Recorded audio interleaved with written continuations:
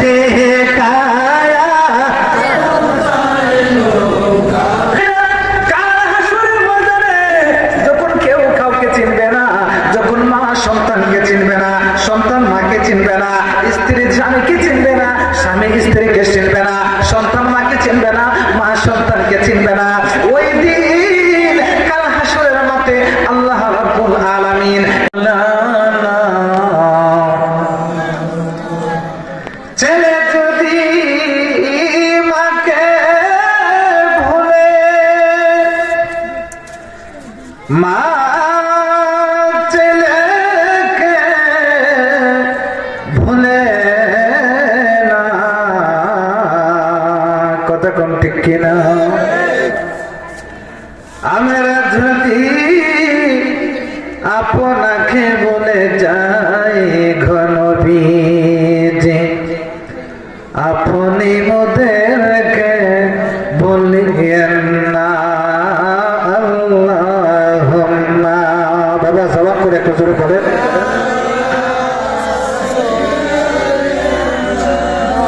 মাওলানা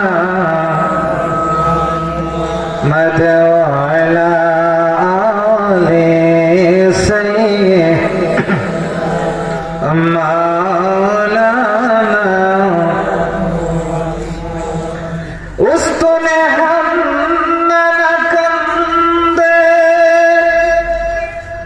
আমার দয়াল নবীর বিরহে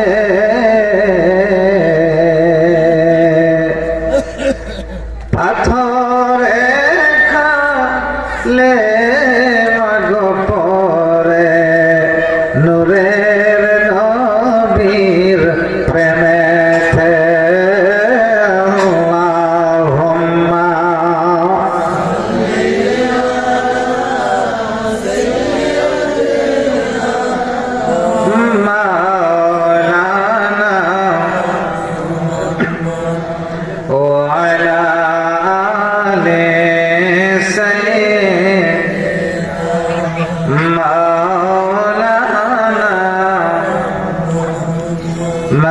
লা ইলাহা লা ইলাহা জবান খুলে লা ইলাহা, এক সাথে লা ইলাহা লা ইলাহা। আমার নবী কান্দেন মদিনা, যেতা ঈমান দারের ঠিকানা। আমার নবী কান্দেন মদিনা, যেতা ঈমান দারের ঠিকানা। মনের কত বুঝাই বুঝে না, মনের কত বুঝাই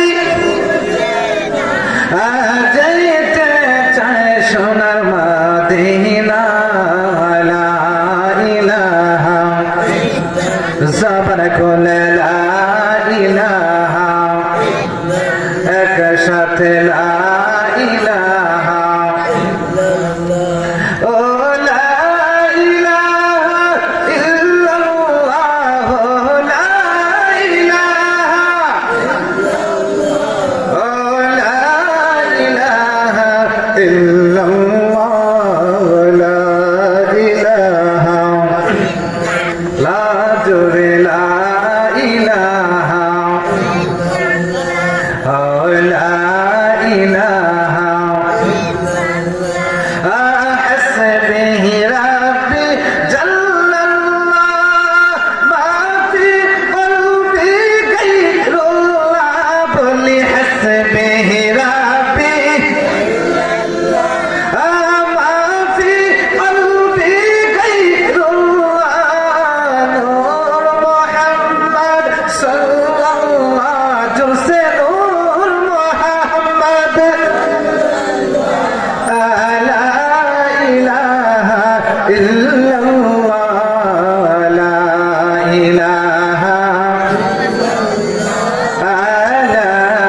ইলাহা ইল্লাল্লাহ লা ইলাহা ইল্লাল্লাহ লা ইলাহা লা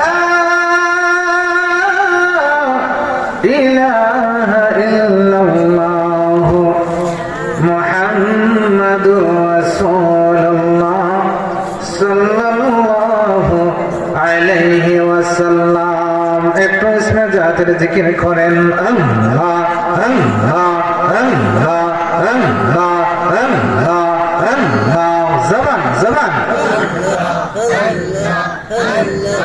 আল্লাহ আল্লাহ আল্লাহ আল্লাহ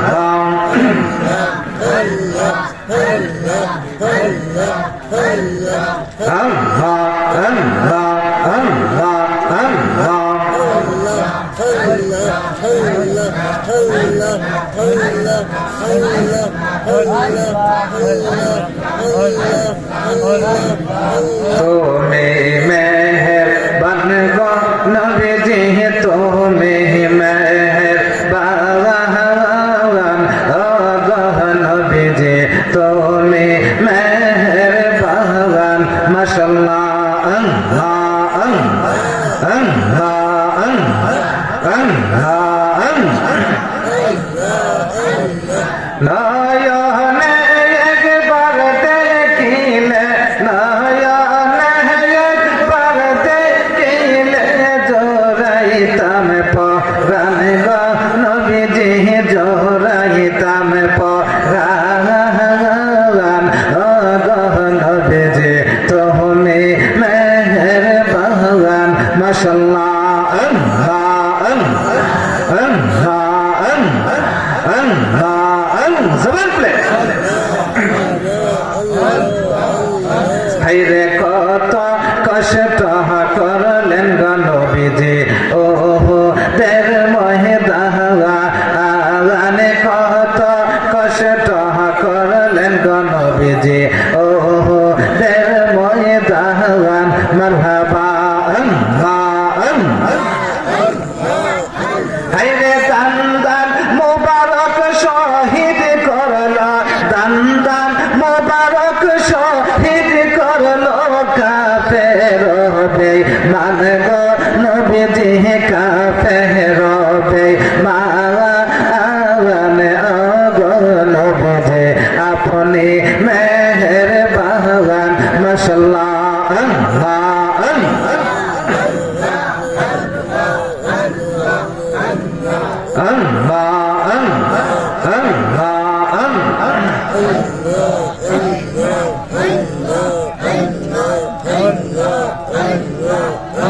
আমার জায়গা হইব আমার মোরালা শের লাইগা, মসজিদের পাশে আমার কবর দেহিয়া কইরা আমার জায়গা হইব নিয়ে। মারহাবা আল্লাহ আল্লাহ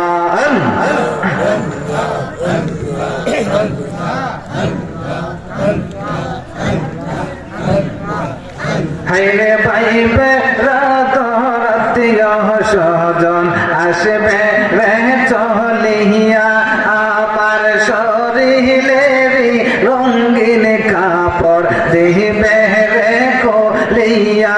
মারহাবা আল্লাহ সবাই মিলে বিদায় দিবে, সবাই মিলে বিদায় দিবে, রাখতে তো পারবে না আমার জায়গা হইব নিয়ে, আমার জায়গা হইব নিয়ে, আমার মরা লাশের লাইগা মসজিদের পাশে আমার কবর দেহিয়া কইরা আমার জায়গা হইব নিয়ে।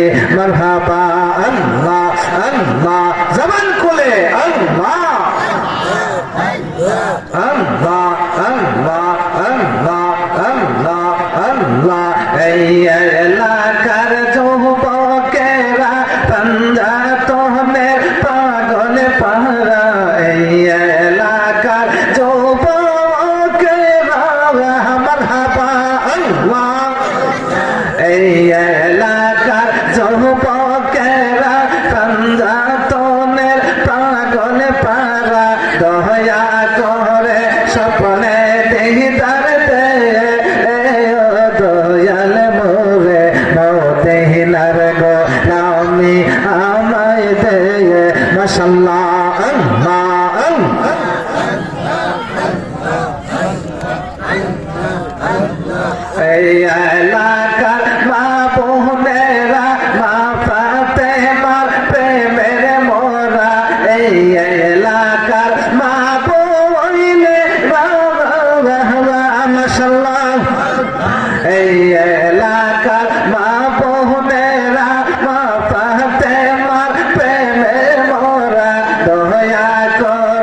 স্বপ্নে দিদার দে ও দয়াল মোরে মদিনার গোলামি আমায় দে মারহাবা আল্লাহ জবান জবান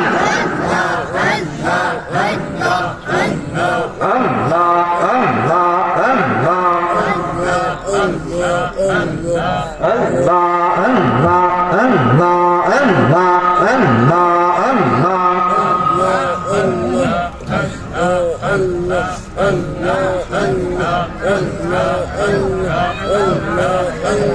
লা ইলাহা ইল্লাল্লাহ মুহাম্মাদুর রাসূলুল্লাহ সাল্লাল্লাহু আলাইহি ওয়াসাল্লাম। একটা জবান বন্ধ রাখবেন না গো, চিৎকার মেরে বলেন না আল্লাহু আকবার, আর আওয়াজ করে বলেন না ইয়া রাসূলুল্লাহ।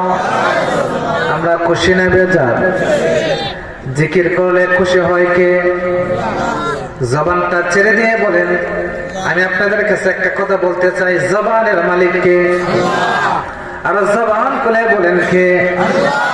আল্লাহ পাক যদি জবান টানা দিত তাহলে ভালো বলেন খারাপ বলেন, মানুষকে গালি দেন আর কোরআন তেলাওয়াত করেন, যাই কিছু করেন, এই জবান যদি আল্লাহ না দিত আপনি কোনো কিছু করতে পারতেননি?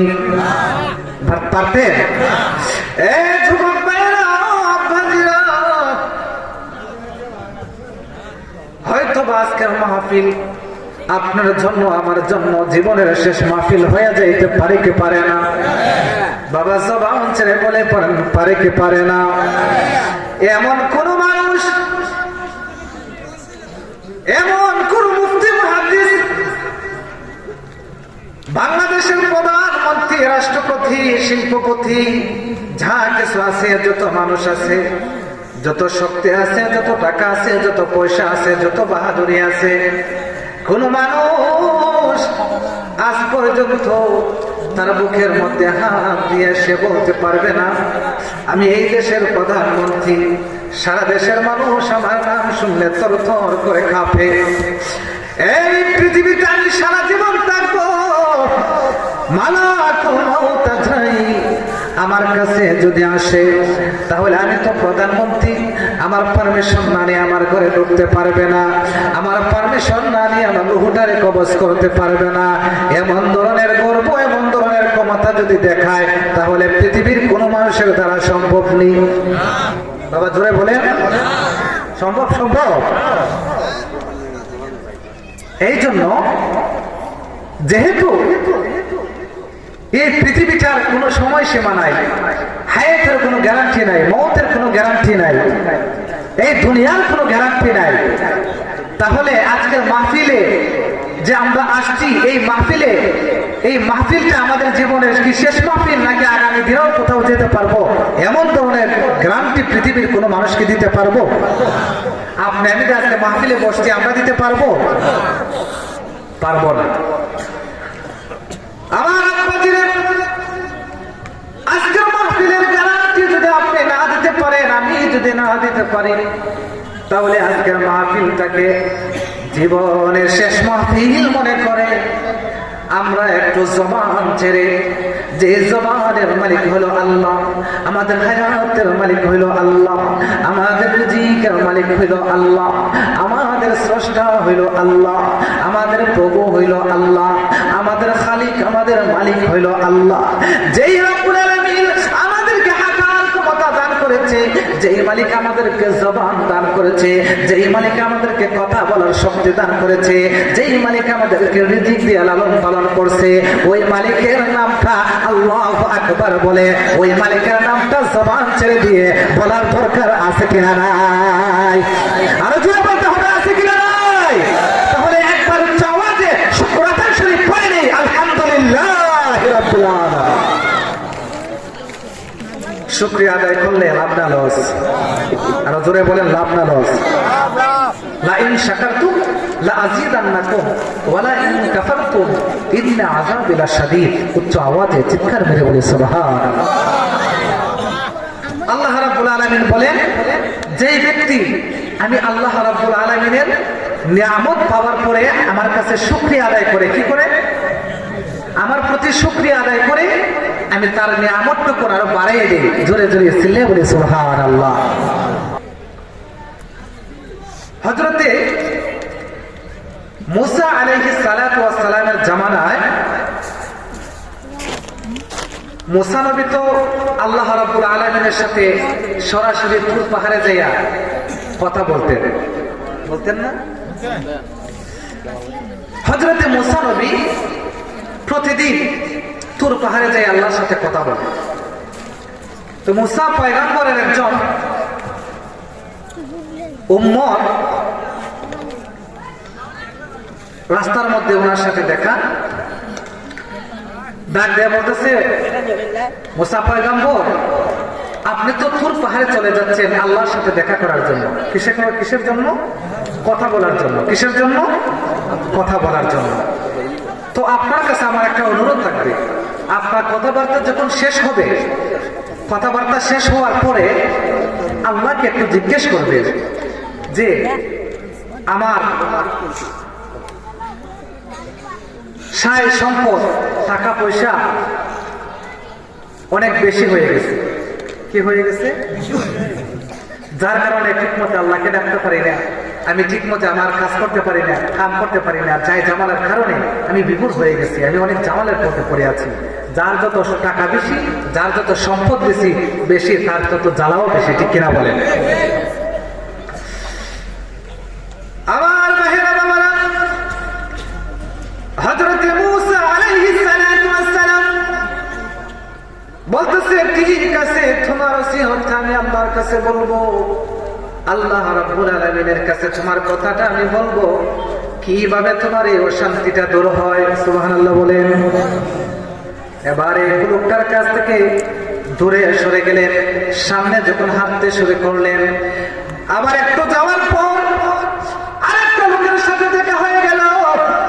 ওই লোকটা ডাক দিয়ে বলে, আসসালামু আলাইকুম, ও মুসা পয়গম্বর আপনার সাথে আমার একটা কথা। মুসা নবী ডাক দিয়ে বলে, কি কথা আমার সাথে? ডাক দিয়ে বলে, ও নবী, ও পয়গম্বর আপনার সাথে আমার কথা হলো গো, আমি একদম গরিব, আমার টাকা নাই, পয়সা নাই, ঠিক মতে আমার বিবি বাচ্চা নেই, আমি ঠিক মতো চারটা ভাত খেতে পারি না, ঠিক মতো ইচ্ছা হলেও আল্লাহর রাস্তায় আমি কিছু টাকা পয়সা ব্যয় করতে পারি না। অনেক লোক দেখবেন আমার সমাজের মধ্যে গরিব আছে, মনটা অনেক বড়, কিন্তু আল্লাহ পাক তাকে সেই ক্ষমতা আছে না, মনটা অনেক বড়, আল্লাহ রাস্তায়, মাহফিলে, মসজিদে, মাদ্রাসায় অনেক কিছু দেওয়ার ইচ্ছা, কিন্তু তার সামর্থ্য নাই। পয়গম্বর মুসা, আমার অনেক ইচ্ছা হয় আল্লাহর দরবারে অনেক দান করি, মসজিদ মাদ্রাসায় দান করি, আমার স্ত্রী পুত্র সন্তান তাদের কিনে ঠিক মতো চারটা ভাত আমি খাইতে পারি না। মুসা পয়গম্বর, ও মুসা আল্লাহর কাছে তুমি বলবাইনি আমি কি করলে আমার সম্পদ বাড়বে, আমি কি কাজ করলে আমার সম্পদটা আমার বাড়বে, আমার অর্থনৈতিক দুর্বলতা দূর হবে, আমার অভাব কিভাবে দূর হবে। মুসা পয়গম্বর ডাক দিয়ে বলে, ভাই ও প্রতীক ভাই রে, ঠিক আছে তোমার কথাটা আল্লাহর কাছে আমি বলবো, আল্লাহ কিভাবে তোমার এই অভাবটা দূর করে দিবে। জোরে জোরে আওয়াজ বলেন না আল্লাহু আকবার। আল্লাহ ক্ষমা করে দাও, মাফ করে দাও, বলো ক্ষমা করে দাও। আও যত দিনে জীবন বিনা বাজিবে, যত দিনে জীবন বিনা বাজিবে, সুপথে চালাও, মাফ করে দাও, বলি সুপথে চালাও। আল্লাহ ও গো আল্লাহ ক্ষমা করে দাও, মাফ করে দাও। একটা জবান বন্ধ রাখবেন না, চিৎকার মেরে উচ্চ আওয়াজ বলেন না আল্লাহু আকবার। আকবার। এই আওয়াজে হবে না, আরো আওয়াজ করে বলেন না আল্লাহু আকবার। আমার বাইরের আব্বাজিরা গভীর মনোযোগ। হযরত মুসা পয়গম্বর দৌড়ে চলে গেলেন তুর পাহাড়ের মধ্যে। আল্লাহু আকবার জোরে বলেন। কোথায় চলে গেল? তুর পাহাড়ের মধ্যে চলে গেল। তুর পাহাড়ের মধ্যে যাই আল্লাহর সাথে সাক্ষাৎ হয়ে গেল। আল্লাহর সাথে হযরতে মুসা পয়গম্বরের সমস্ত আলাপ আলোচনা কথাবার্তা শেষ হয়ে গেল রে আব্বাজিরা। এবার যখন মুসা নবীর সমস্ত কথাবার্তা যখন শেষ হয়ে গেল, বিদায় বেলা যখন মুসা পয়গম্বর আল্লাহর কাছ থেকে বিদায় নিয়ে চলে আসবে, হযরতে মুসা পয়গম্বর যখন তুর পাহাড় থেকে চলে আসবে, তখন দুইটা লোকে যে বলছিল তোমার আল্লাহর জিগাইবে আমি কিভাবে আমি বড়লোক হইব, আরেকজনে বলছিল আমি কিভাবে আমার অভাব দূর হইব। এবার এই কথাগুলি আল্লাহর কাছে ডাক দিয়ে বলে আল্লাহ ও আমার আল্লাহ, আল্লাহ ও আমার আল্লাহ, আপনি অনুমতি দিলে আমি আপনার কাছে একটা কথা বলবো। ডাক দিয়ে বলে মুসা ও মুসা, এতক্ষণ ধরে অনেক কথা বলছো, এখন কি তোমার মনের স্বাদ মিটে নাই রে মুসা? ধরে বলেন না আল্লাহু আকবার। আর জোরে বলেন ইয়া রাসূলুল্লাহ। মুসা এতক্ষণ কথা বলছো, এখন তোমার কথা শেষ হয় না, এখন আবার কথা রয়েছে? মুসা পয়গম্বর বলে আল্লাহ গো, আমার কথা না, আমাকে দুইজন লোকে দুইটা কথা বলে দিছে, আপনাকে জিজ্ঞেস করতাম, যদি অনুমতি দেন গো আল্লাহ তাহলে আমি আপনাকে বলবো। আল্লাহ বলে ঠিক আছে তুমি বলো। মুসা পয়গম্বর ডাক দিয়ে বলে আল্লাহ ও আল্লাহ, আল্লাহ গো একটা কথা হলো, আমি যখন আপনার সাথে দেখা করার কথা বলার জন্য আমি তুর পাহাড়ে চলে আসছি, এই মুহূর্তে প্রতিমধ্যে রাস্তার মধ্যে একটা লোকের সাথে দেখা হয়ে গেল। আমাকে ডাক দিয়ে বলে মুসা ও মুসা রে, তুমি তোমার আল্লাহরে জিজ্ঞেস করবাইনি, আল্লাহ রাব্বুল আলামিন আমাকে এত সম্পদ দিছে, এত টাকা দিছে, এত পয়সা দিছে, আমি সেই সম্পদের জ্বালা যন্ত্রণা সইতে পারি না, ঠিক মতে ঘুমাইতে পারি না, ঠিক মতে খাইতে পারি না, আমি ঠিক মতে আল্লাহকে ডাকতে পারি না। এ মুসা তুমি বলবাইনি রে মুসা, এত সম্পদ আল্লাহ কি কাজ করলে কমায়া দিব? জোরে জোরে বলেন না সুবহানাল্লাহ। আমার সম্পদ কিভাবে কমবো? আল্লাহ রাব্বুল আলামিন ডাক দিয়ে বলে মুসা, যেই লোকটা তোমাকে বলছে তার এত সম্পদ, এত টাকা, এত পয়সার কারণে ঠিক মতে ঘুমাইতে পারে না, খাইতে পারে না, চলতে পারে না, আমি আল্লাহরে ডাকতে পারে না, ঠিক মতে সে চলতে পারে না, টেনশন আর টেনশন। আমাদের সমাজে অনেক শিল্পপতি আছে না, যাদের টাকা পয়সার কারণে ঠিক মতে ঘুম নাই, খাবার নাই, আছে না? আছে কিনা বলে দেখবেন আবার মসজিদের জন্য 5,000 টাকা চাইলে দিত না, ঠিক আছে না? আছে না এরকম? মসজিদের জন্য যদি 5,000 টাকা চান, যে মসজিদের বাথরুমটা ভাঙে গেছে গা, ওজোখানাটা করতে পারতেছি না, হ্যাঁ মাইকটা নষ্ট হয়ে গেছে, 5,000 টাকা দেওয়ার জন্য দেখবেন টাকা পয়সা ওগুলো খাইতেছে, নষ্ট হইতেছে, কিন্তু মসজিদে 5,000 টাকা দিত না, এরকম আছে না? এটার জ্বালা হবে সে দেখবেন, ঠিক কিনা বলে? আল্লাহ শুনে নাও, তার টাকার কারণে, পয়সার কারণে, সম্পদের কারণে ঠিকমতো ঘুমাইতে পারে না, চলতে পারে না, খাইতে পারে না, হাঁটতে পারে না। মুসা রে ও মুসা, ওই লোকটারে বলবা, ওই লোকটারে আমি যে পরিমাণ সম্পদ দান করছি, আমি যখন ঠিক মতে আমি যখন তারে সম্পদ দিতেছি, আমি যখন তারে নিয়ামত প্রদান করতেছি, ওই লোকটা যেন আমি আল্লাহ পাকের পক্ষ থেকে নিয়ামত পাওয়ার পরে সে যেন কোনোদিন শুকরিয়া আদায় না করে। কি করে? সে যেন শুকরিয়া আদায় না করে। যদি শুকরিয়া আদায় না করে, এমনিতে অটোমেটিক তার সম্পদ আস্তে আস্তে কি দেখব।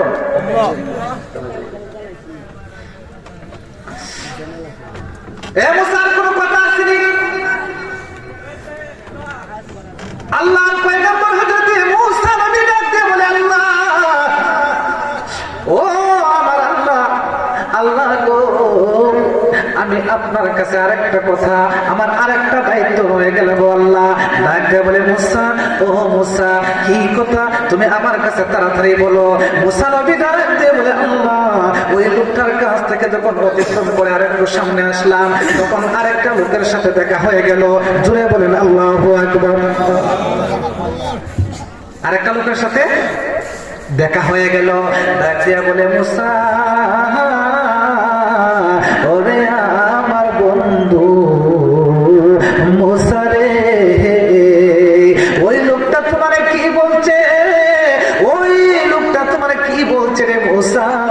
ওই সময় ডাক দেয়া বলে, আল্লাহ, ওই লোকটা বলছে তার টাকা নাই, তার পয়সা নাই, তার সম্পদ নাই, অনেক গরিব একটা লোক, ঠিক মতো চারটা ডাল ভাত খাইতে পারে না, ৬০ সন্তান, স্ত্রী পুত্র সন্তানদেরকে লইয়া ঠিক মতো সে চারটা খাবার খাইতে পারে না।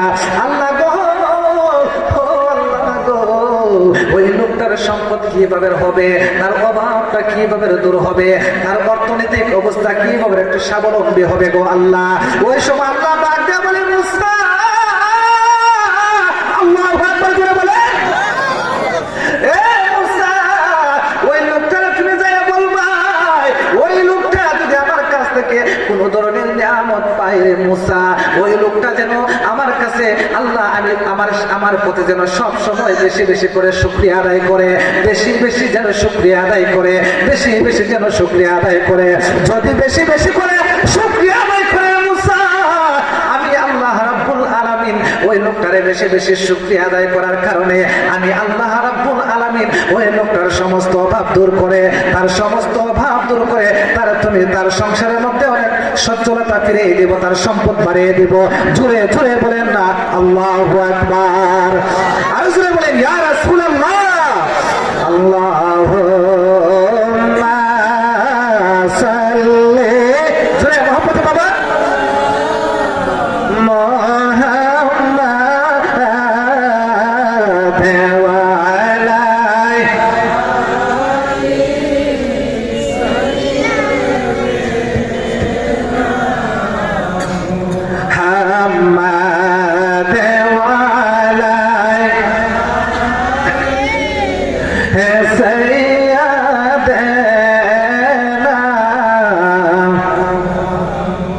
মিশামিশি কাটাইলাম জিন্দেগি, মিশামিশি কাটা, বাবা জুড়ে মোহাম্মদ বলেন একটু, আমি জিন্দেগি সময় তাকাতে না ইলাম বন্দে হাইরে সময়।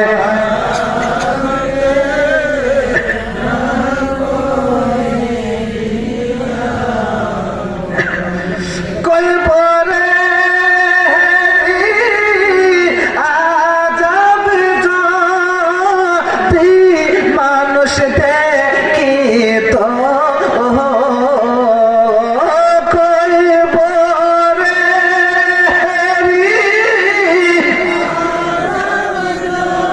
অতি মানুষ দেখি তো, ঘর বাহারে চারে গল তো হাইরে ঘর বাহা, ও জুড়ে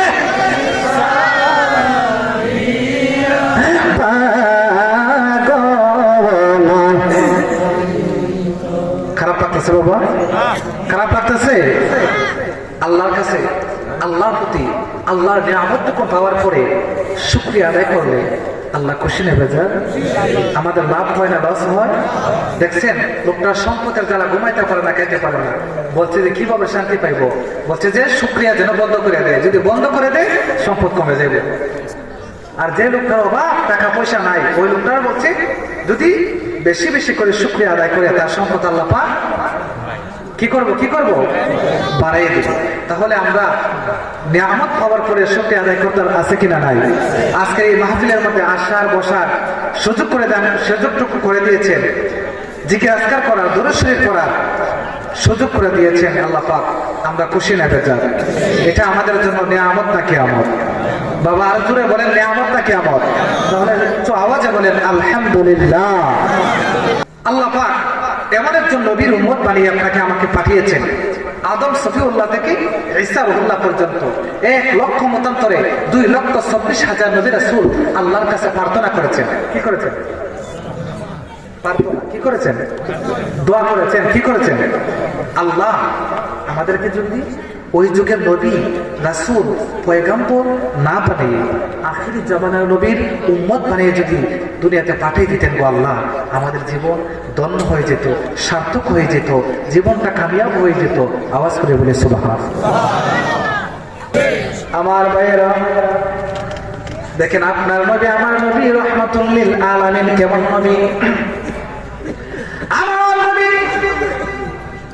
রাহমাতুল লিল আলামিন এই পৃথিবীতে আসার পরে অনেক কান্নাকাটি করছে আপনার জন্য, আমার জন্য।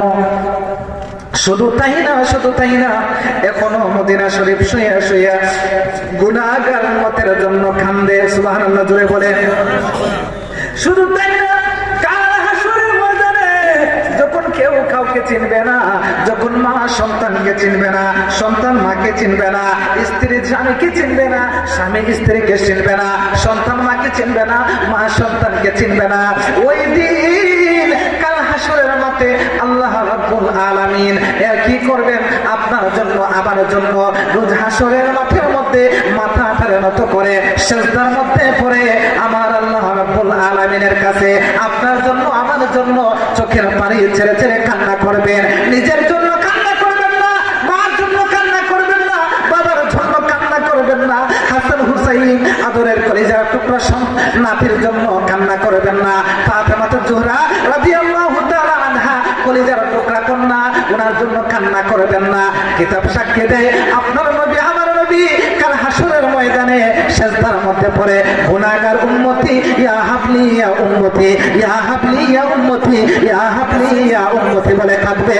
চিৎকার মেরে বলেন না আল্লাহু আকবার। আর জোরে বলেন ইয়া রাসূলুল্লাহ। সালাতু সালাম জানাই বড় সালাম জানাই নবীজির দরবারে, নবী গো আমরা গুনাহগার, সালাতু সালাম জানাই বড় আপনার দরবারে, নবী গো সালাম আমরা গুনাহগারে, জানাই আমরা গুনাহগারে, সালাম আমরা গুনাহগারে, জানাই আমরা গুনাহগারে, নবী গো গারে সালাতু সালাম জানাই দরুদ সালাম জানাই আপনার দরবারে, নবী গো নবী কোরআন শোনাছি আমি,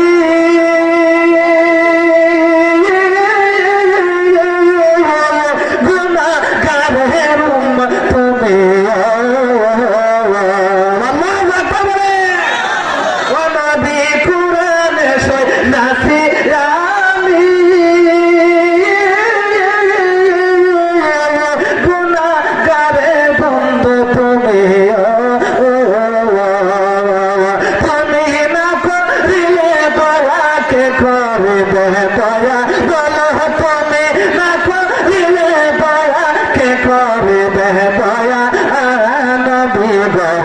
আমরা গুনাহগারে, সালাতু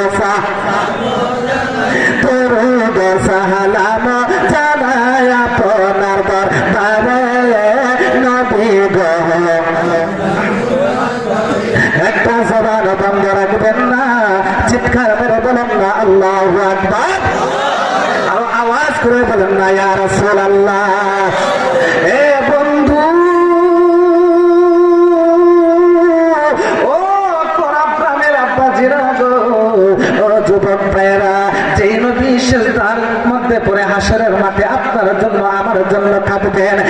নবী কবরের মধ্যে আপনার জন্য আমার জন্য কাঁদবেন, যে নবী মদিনা শরীফ শুয়া শুয়া উম্মতের জন্য এখন পর্যন্ত কাঁদতেছে, যে নবী হাসরের মাঠের মধ্যে কাঁদবে, দাঁড়িপাল্লা মিজানের পাশে কাঁদবে, ফুলসিরাতের পাড়ের কাছে কাঁদবে, ওই নবীর জন্য আমাদের ভালোবাসা মহব্বত, ওনার আদর্শ আখলাক চরিত্র আমাদের জীবনে বাস্তবায়ন করার দরকার আছে কিনা নাই?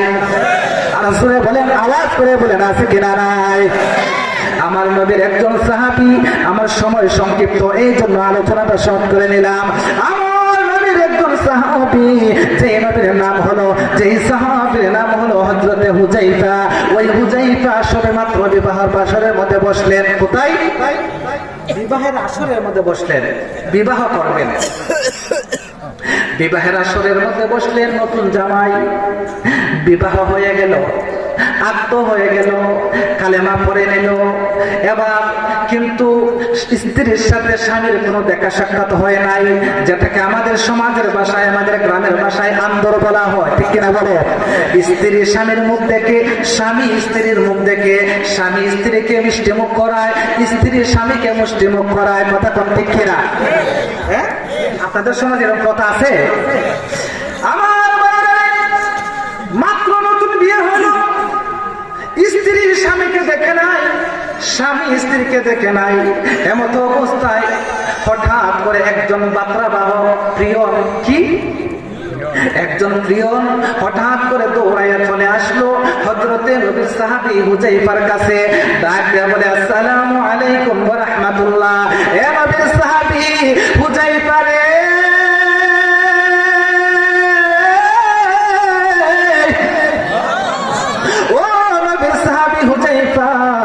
তুমি কোথায় আছো, তুমি কোথায় আছো? হুযায়ফা ডাক দিয়ে বলে, কি হয়েছে রে ভাই, কি হয়েছে? ডাক দিয়ে বলে, হুযায়ফা রে, ও হুযায়ফা নেও, তোমার কাছে একটা চিঠি আসছে। হুযায়ফা রাদিয়াল্লাহু তাআলা আনহু ওই চিঠিখানা যখন খুললেন, কইলা দেখে সাধারণ কোন মানুষের চিঠি পাঠাই না রে, এমন একজন লোকে চিঠি পাঠাইছে, যেই নবীর জন্য আল্লাহ পাগল, যেই নবীর জন্য সারা জাহান পাগল, যেই নবীর জন্য জান্নাত জাহান্নাম পর্যন্ত পাগল, যেই নবীর কারণে তামাম পৃথিবী কুল কায়েম আল্লাহ বানাইছে, যেই নবীর জন্য হুযায়ফা আল্লাহরে বাংলায় বানাইছে। ওই চিঠিখানা পাওয়ার পরে যখন দেখে নবীজি ওই হুযায়ফার কাছে চিঠিখানা পাঠাইছে, তখন হুযায়ফা সাথে সাথে ওই চিঠিখানা খুলে মেলায় দিলেন। জোরে জোরে বলি, আওয়াজ করে বলেন, আল্লাহু আকবার। এবার চিঠি খুললেন, চিঠি খোলার পরে দেখেন, এই হুযায়ফা তুমি কোথায় আছো?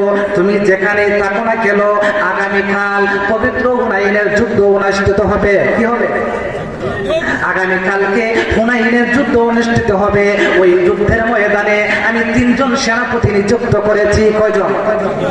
আমি 3 জন সেনাপতি নিযুক্ত করেছি। এই 3 জন সেনাপতির মধ্যে প্রধান সেনাপতি হইলাই তুমি, অর্থাৎ ওই যুদ্ধটারে তুমি পরিচালনা করবাই। ও হুযায়ফা রে, আমি 3 জন সেনাপতির মধ্যে তোমাকে আমি প্রধান সেনাপতি বানাইছি। হুযায়ফা রে, ও হুযায়ফা, যেখানে থাকো তুমি তাড়াতাড়ি আমি নবীর কাছে সাথে সাথে দেখা করো। চিৎকার করে বলি, আল্লাহু আকবার। আর জোরে বলি, ইয়া রাসূলুল্লাহ। ও মায়ার নবী গো, নবী প্রেম শেখায়া, দেউতলে জোরে বলে লে বলো,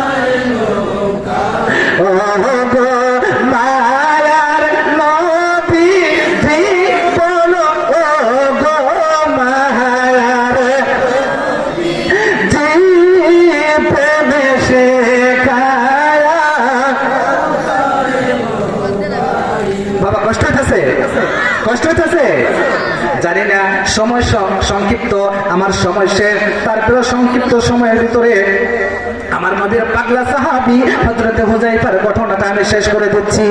আমার যখন চিঠিখানা করলেন, দেখেন ও হুযায়ফা, আমার আগামীকালকে পবিত্র হুনাইনের যুদ্ধ অনুষ্ঠিত হবে। ওই যুদ্ধের ময়দানে আমি 3 জন সেনাপতি নিযুক্ত করেছি। 3 জন সেনাপতির মধ্যে প্রথম সেনাপতি হইলাই তুমি।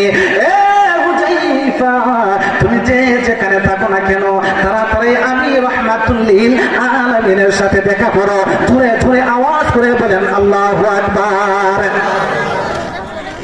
এবার যখন চিঠিখানা দেখলেন, ওই চিঠিখানা পড়ার পরে আমার নবীর সাহাবী হযরতে হুযায়ফা কি করলেন?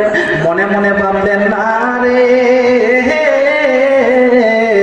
আমার নবী আমার কাছে চিঠি পাঠাইছে আমার রাহমাতুল লিল আলামিনের সাথে দেখা করার জন্য।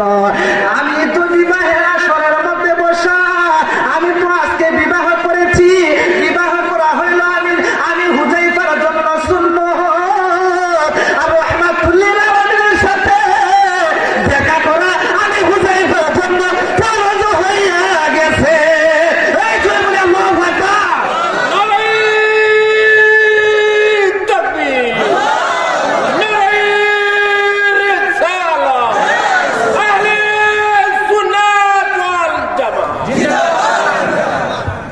বিবাহ করা আমার জন্য সুন্নত, সুন্নত, সুন্নত। বিবাহ করা আমার জন্য, আর নবীর ডাকে সাড়া দেওয়া আমি হুযায়ফার জন্য সুন্নত। বড় না ফরজ? বড়।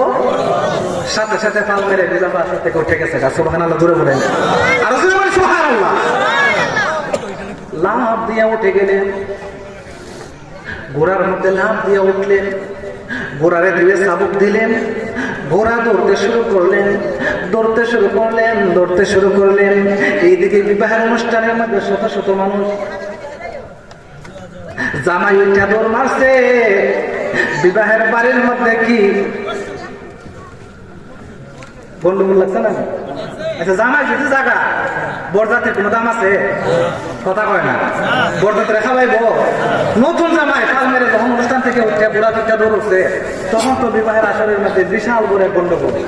মানুষ আশ্চর্য হয়ে গেছে, হাই হাই, যার কারণে আজকে আমরা এত মানুষ এই বাড়িতে আসলাম, এই জামাই একটু আজকে নাই, আমরা এখন কোথায় বসে আছি? ঠিক কিনা বলে?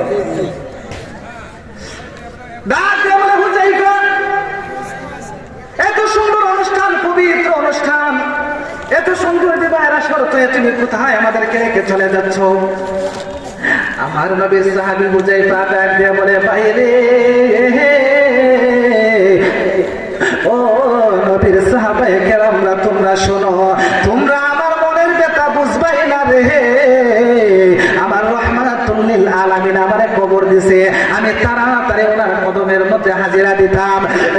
সাহাবায়ে কেরামরা, আমি জানি আমার ঈমান, আমার বিশ্বাস, বিবাহ করা আমার জন্য সুন্নাত, আর নবীর ডাকে সাড়া দেওয়া আমার জন্য ফরজ। এই জন্য আমি বিবাহের আসর থেকে চলে আসছি। আমাকে তোরা ডিস্টার্ব করিস না, ডিস্টার্ব করিস না। এই কথা বইলে হুযায়ফা দৌড়াইয়া চলে গেলেন রাহমাতুল লিল আলামিনের দরবারে যাইয়া আমার নবী সাহাবী হযরতে হুযায়ফা পৌঁছে গেলেন। এই চিৎকার করে বলে আল্লাহু আকবার। আর জোরে বলি ইয়া রাসূলুল্লাহ। আসসালাতু ওয়াসসালামু আলাইকা ইয়া রাসূলুল্লাহ, আসসালাতু ওয়াসসালামু আলাইকা ইয়া হাবিবাল্লাহ, আসসালাতু ওয়াসসালামু আলাইকা ইয়া শাফিয়াল মুজনাবিন, আসসালাতু ওয়াসসালামু আলাইকা ইয়া রাহমাতাল লিল আলামিন। ইয়া রাসূলুল্লাহ, নবীজি, ও নূরের নবী, মায়ের নবী গো, আপনি কেন আমি হুযায়ফারে ডাকছেন গো নবী? আমি কি করতে পারি বলেন? আমার নবী ডাকতে বলে, হুযায়ফা, ও সাহাবী হুযায়ফা, আমি তোমাকে এমনিতে ডাকি নাই, আমি তোমাকে বিশেষ কারণেই ডাকছি। ও হুযায়ফা রে, আগামীকালকে হুনাইনের যুদ্ধ, ওই যুদ্ধের ময়দানে আমি 3 জন সেনাপতি নিযুক্ত করেছি। ওই 3 জন সেনাপতির মধ্যে আমি প্রথম সেনাপতি, আমি তোমাকে নিযুক্ত করেছি। চিল্লায়ে বলেন আল্লাহু আকবার। কয়জন সেনাপতি? তিনজন। অর্থাৎ এই যুদ্ধটার পরিচালনা যারা যারা করবে তাদেরকে সেনাপতি বলা হয়। তো তিনজন সেনাপতি নিযুক্ত করেছে। যদি প্রধান সেনাপতি যদি শহীদ হয়ে যায় তাহলে দ্বিতীয় সেনাপতি ওই হালটা ধরে রাখবে। দ্বিতীয় সেনাপতি যদি শহীদ হয়ে যায় তাহলে ওই যুদ্ধের হালটা ধরে রাখবে তৃতীয় সেনাপতি। সুবহানাল্লাহ। হুযায়ফা, আমি তোমাকে প্রধান সেনাপতি নিযুক্ত করেছি। তুমি এখন বুঝে নাও আগামীকালের যুদ্ধ কিভাবে সংগঠিত হবে, কিভাবে যুদ্ধ করতে হবে। এই দায়িত্বগুলি আমার নবী হযরতে হুযায়ফারে বুঝাইতেছে। কি করতেছে?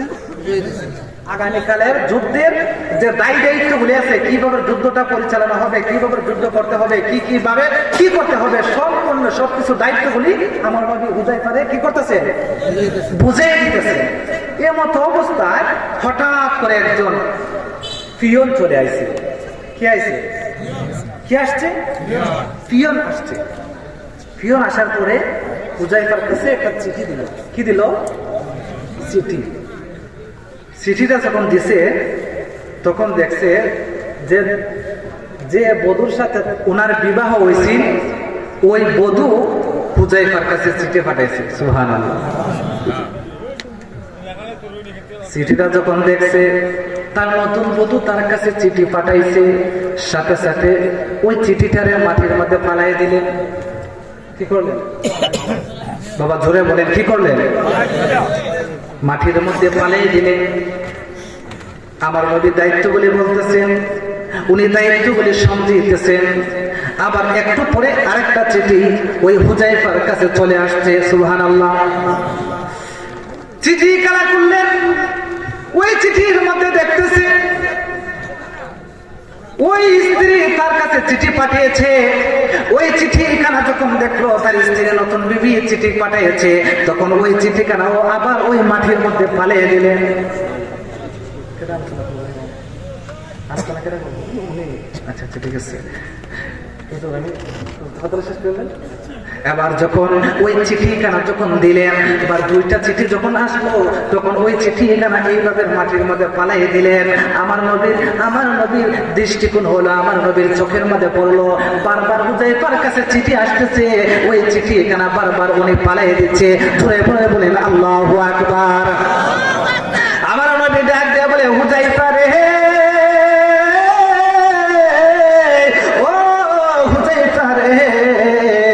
তোমার কাছে বারবার কে চিঠি পাঠাইতেছে? হুযায়ফা, তোমার কাছে বারবার কে চিঠি পাঠাইতেছে? আমার নবীর সাহাবী হযরত হুযায়ফা ডাক দিয়ে বলে, ইয়া রাসূলুল্লাহ, ইয়া হাবিবাল্লাহ, নবী গো, আমার কাছে চিঠি পাঠাইতেছে কে জানেননি? আপনি যখন আমার কাছে চিঠি পাঠিয়েছিলেন তখন আমি একটা বিবাহের আসরের মধ্যে বসা ছিলাম। একটা বিবাহের আসরে বসা ছিলাম।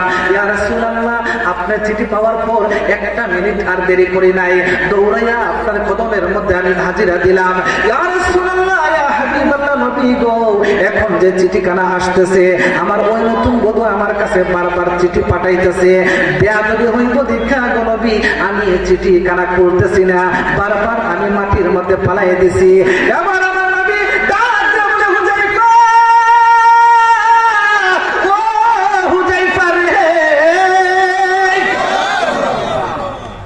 চিঠিখানা খুললে তোর নতুন বধূ তোরে কি বলতেছে রে।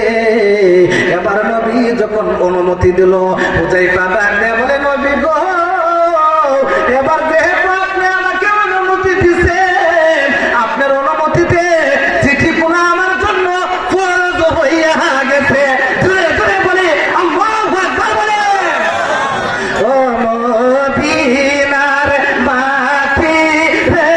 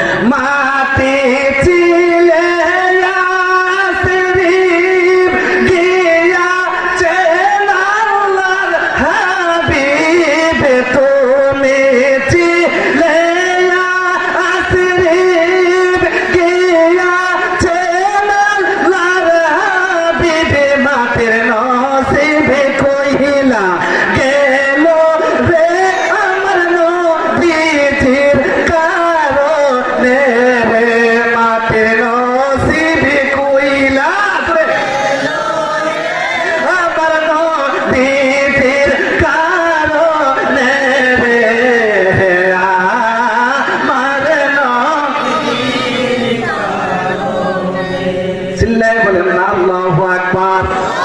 এবার চিঠিখানা করলেন, চিঠি বললেন, ও হুজাইফা, আমি তো তোমার স্বামী, তোমার সাথে আমার মাত্র বিবাহ হয়েছে, কিন্তু তোমার মুখটা পর্যন্ত আমি দেখতে পারি নাই। ও হুজাইফা, তুমি যুদ্ধের ময়দানে চলে গেছো, আমার দুঃখ নাই, সুবহানাল্লাহ। তুমি যদি শহীদ হইয়া যাও আমার ভাগ্য ভালো, আমি হাসরের মাঠে বলতে পারবো আমি একজন শহীদের স্ত্রী। জুড়ে বলি সুবহানাল্লাহ। কত আর আমরা নতুন বধুরা রাখা 1 সপ্তাহ 2 দিন পর্যন্ত ঘর থেকে বাইরে নেই, ঠিক কিনা বলে? এ হুজাইফা, আমি অনেক ভাগ্যবান, আমার নিজের অনেক ধন্য মনে করব, আমি বলতে পারবো আমি একজন শহীদের স্ত্রী। কিন্তু রে হুজাইফা, আমি তো এখনো তোমাকে দেখি নাই রে। আমি হাসরের মাঠে আমি কি কার চেহারা দেখে আমি তোমাকে চিনবো, আমি কিভাবে তোমাকে চিনবো? হুজাইফা রে, তোর কাছে আমি কোনো কিছু চাই না, আমাকে একটা নজর তোর চেহারাটা আমাকে দেখায়া যা। সুবহানাল্লাহ। আমার নতুন বিবি একটা নজর আমাকে দেখতে চায়। স্বামী ডাক দে, ওই আমার নবী ডাক দিয়ে বলে, যাও, তবে দেরি করা যাবে না, তাড়াতাড়ি তুমি তোমার স্ত্রীর কাছ থেকে বিদায় নিয়ে চলে আসবাই। ধরে ধরে বলে সুবহানাল্লাহ। আলোচনা আরো রয়ে গেছে অনেক, বাকি আলোচনাটা আমি শেষ করতে পারি নাই। যদি কোনোদিন দেখা হবে, যদি কোনোদিন দেখা হয়, সাক্ষাৎ হয়, বাকি আলোচনাটা করার চেষ্টা করব। আপনারা আমার জন্য দোয়া করবেন, আমি আপনাদের জন্য দোয়া করি। আমার নাম হাফিজ সুলতান আহমেদ আশিকি। আশিকি রেখে চার্জ করলে আপনারা ইউটিউবের মধ্যে আমার অনেক আলোচনা পাইবেন। আমার হুজুরকে বসে রেখে আমার অনেক সময় নষ্ট করছি, হুজুর মাফ করবেন। পৃথিবীর প্রথম ঘর কোরআনেতে পাকা, বন্ধুর নামের মিমে দ্বারা বানাইছো মক্কা। আল্লাহু আকবার। পৃথিবীর প্রথম ঘর কোরআনেতে পাকা, বন্ধুর নামের মিমে দ্বারা বানাইছো মক্কা। আল্লাহু আল্লাহু আল্লাহু আল্লাহ আল্লাহু আল্লাহু লা ইলাহা। নবীজির সাহাবী হযরতে হানজালা, নবীর প্রেমে জীবন দিয়ে জগৎ করলো উজালা। আল্লাহু আল্লাহু আল্লাহু আল্লাহ আল্লাহু আল্লাহু লা ইলাহা ইল্লাল্লাহ। আমার কথায়, ভাষায়, আচরণে, ব্যবহারে যদি কোনো ভুল ভ্রান্তি হয়ে থাকে, কষ্ট পেয়ে থাকেন, আল্লাহকে ওয়াস্তে আমাকে ক্ষমা দৃষ্টিতে দেখবেন। ওমা আলাইনা ইল্লাল বালাগ। আসসালামু আলাইকুম ওয়া রাহমাতুল্লাহ।